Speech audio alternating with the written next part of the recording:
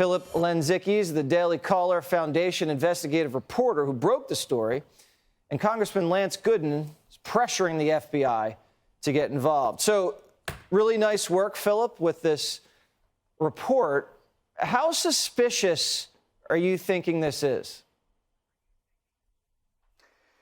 Well, first and foremost, thank you for having me. And this is incredible. It's really hard to imagine how this came to be. If there had been any type of due diligence looking into this gentleman's background, I believe that this would have been found. So we're wondering at this point, did this come up during the vetting process? Was it overlooked, or was this never found? Well, there was no vetting process, apparently, and that's why the FBI has to get involved. Congressman, who's overseas, so there might be a little bit of a delay here.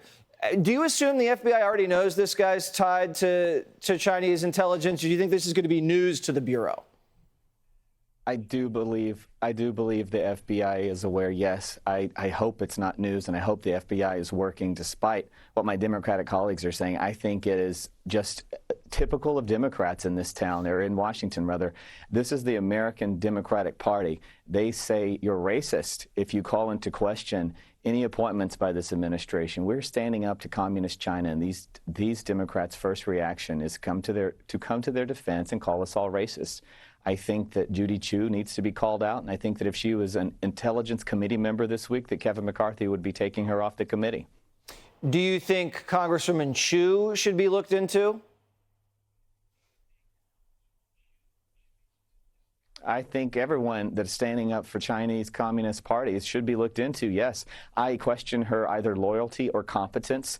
If she doesn't realize what's going on, then she's totally out of touch with one of her core constituencies. I think she has drug along the other Chinese American members to sign this letter, but I do think she's the ringleader, and I'm really disappointed and shocked that someone like Judy Chu would have a security clearance and be entitled to confidential intelligence briefings until this is figured out. Philip, how widespread is Chinese influence peddling in American politics? Should people assume that if Chinese Americans are donating large sums of money to Democrats and asking to be appointed to things, that maybe that if they're involved with an organization that's suspicious, they might need a second look?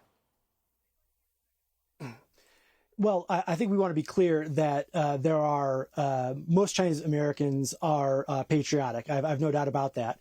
And yet there are forces at work here, as you mentioned at the beginning of the segment, that the United Front Work Department is actively targeting Chinese Americans. They're working through front groups that they have either created or co-opted. And thus, we really need to be careful because they have actively targeted what we're calling subnational leaders, going after folks through donations to their campaigns and also helping just drum up support through votes. And so this is a very enticing proposition, I think, for too many politicians. And it's not just those who are of Asian extraction. We're seeing this in a lot of big cities and unfortunately in middle America as well. So this is something that Americans really need to be very cognizant of. Yeah, and most Chinese Americans are patriotic, but most Chinese Americans aren't donating six figures to Democrats and are tied to not one, but two front groups for Chinese intelligence. Gentlemen, thank you guys very much for your expertise. We really appreciate it, and we're going to follow that story. Hey, Sean Hannity here. Hey, click here to subscribe to Fox News YouTube page and catch our hottest interviews and most compelling analysis. You will not get it anywhere else.